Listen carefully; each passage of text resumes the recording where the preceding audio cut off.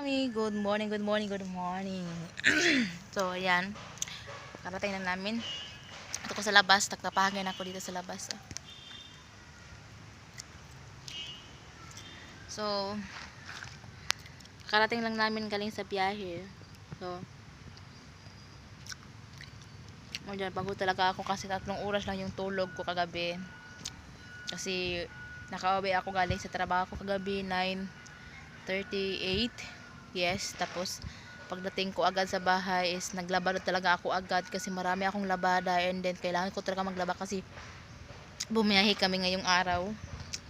At yun, kailangan ko maglaba kasi yung mga damit ng anak namin is ano siya, medyo madumi, so nilaban ko muna. So so pagkatapos ko, nag-impake na naman ako para dalhin namin kung saan kami pupunta.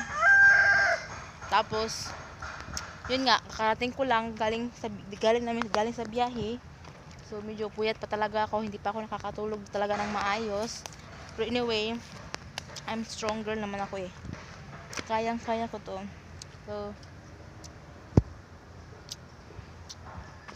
So umpisa, sakit talaga ng ulo ko, gusto ko matulog, gusto ko something na.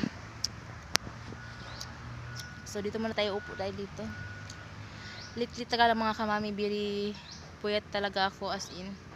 Lalo na dahil magbabago kami ng schedule sa work namin. So dapat early talaga papasok na kami sa trabaho kasi kailangan talaga yung mga kamami. So pag 5:30 or 35, 5:35 dapat nandun na kami kung saan ang trabaho namin kasi kailangan namin yun.